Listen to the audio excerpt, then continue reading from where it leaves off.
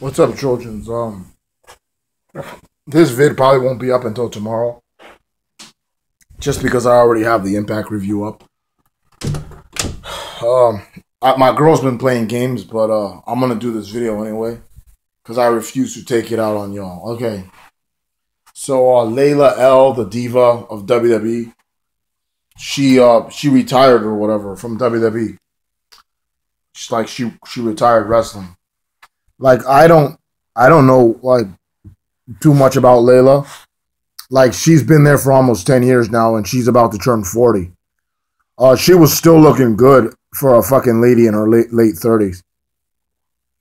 I mean, I know plenty of women that age that would love to look that good. I remember I had a crush on Layla in the diva search. I thought she was hot, like just the fact that she was like Moroccan, British, and she was from my hometown.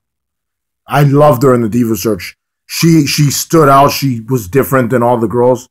She had like energy, and I voted for her, and I'm glad she won because she was my girl, and she was perfect for that because like she had the personality. They were all the girls in that competition were hot, but she was hot and she had a personality perfect for a WWE diva. So I'm sure they wanted her to win, and I'm glad that she won. I remember she made out with the other girl, Jen England, in the finals of that. She was a dancer for Miami Heat too, and she came in right after they won the championship. Uh, the thing with her is she had like this storyline, a storyline. She came in like right after she won, and she was immediately over because everybody liked her in the diva search, right? So she was like in battle royals and stuff. Like she always won the SmackDown competitions, and right away she became the top SmackDown diva. I actually think she's probably the most successful diva search winner of all time because I mean, well, it's kind of a tie with her and Eve Torres since they were both the only diva search winners that won the Divas title. But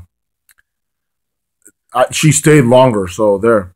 She was the top girl in SmackDown in late 2006, and she was my favorite diva on SmackDown. Um, and then what happened was because she always won the competitions, but she would get eliminated in battle royals.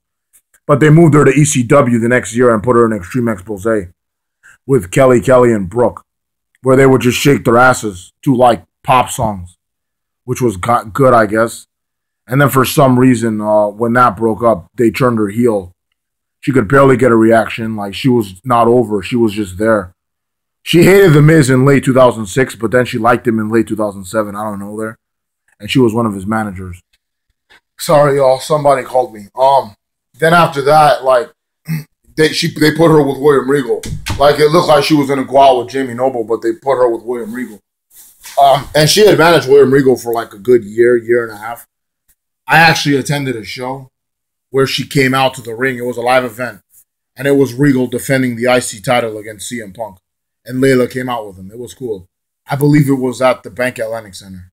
It was I even remember the date too. It was January 2nd, 2009. So it was the day after New Year's Day. I should put that should be a story time when I get to that video that year. But yeah. And then she really didn't do anything after managing William Regal. They drafted her around, and then they put her with Michelle McCool because they were like in a team of SmackDown divas.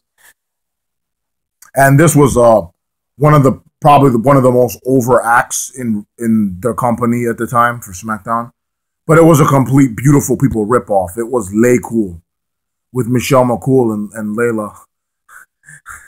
And then in NXT, they went to NXT as pros, right? And their rookie was Loki from TNA. They called him Kaval.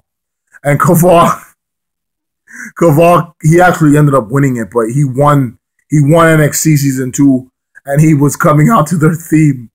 So you see Kaval like this, coming out, and you're not enough for me. It was funny. And then they lost it. They had the Divas title like back and forth. They even cut the belt in half, which was fucking stupid. But I was there in Survivor Series when Natalia beat both of them for the Divas Championship.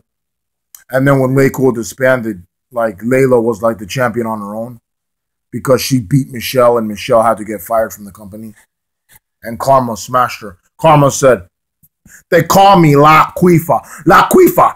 What? And then she slams Michelle, and Michelle leaves WWE to go be with The Undertaker. So yeah, Layla was champion. Then she hurt her knee. So she was gone for like a long ass time.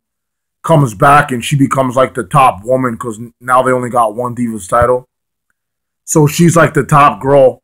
And they changed her music to Tiffany from ECW, Taryn Terrell's music.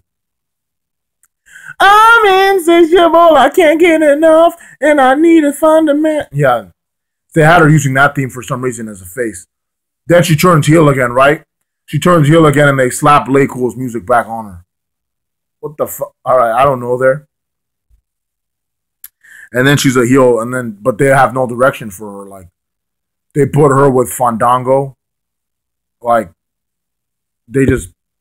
she was having a fine run until Eve Torres came and knocked her off, and then she gets missing from TV. She gets paired up with Fandango, and then she fused with Summer Rae. But then her and Summer Rae months later leave Fandango and they get together, and then they form the Slayers. But then I think Layla needed surgery or something, so the Slayers disbands. She comes back here and there. She does a couple matches, a couple appearances, a couple diva stuff. And then she was dating Ricky Ortiz or Atlas Ortiz. You guys remember Ricky Ortiz from ECW?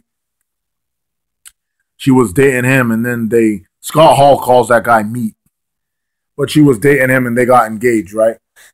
They got engaged, and then as soon as she gets engaged the next day, they announce that she's retired. So yeah, she's retiring from WWE.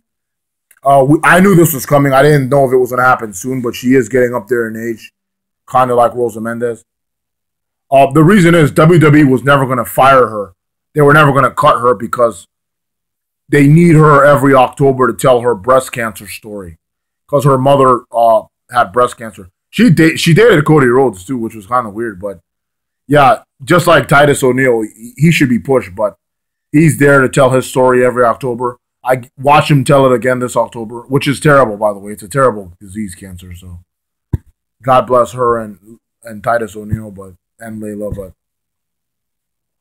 yeah, Darren Young's another one. He's got a job for life because he's gay, so they're not gonna fire him. But yeah, Layla, you knew that the only way she would leave is if she retired like Caitlyn or AJ, because the WWE would never cut her because they need her to tell her story. But yeah, I was a fan of Layla. I thought she was pretty. I thought that she had a lot of potential that we never got to see. Or we did see, but then we stopped singing because she was just another girl. And a lot of people think this is good because she didn't really do much. But yeah, towards her last year, she didn't do much. So yeah, let me know what you guys think about Layla leaving. I wish her a good life. Thanks for the memories. I hope you and your husband have a good life. And have kids as soon as you can because she's getting up there with age. So yeah, that's what I think about Layla. I thought she was hot and nice and talented. She got better over the years in the ring, too. But yeah, take care. They said she's retiring from WWE, so she might go somewhere else. But yeah, until next time. Later.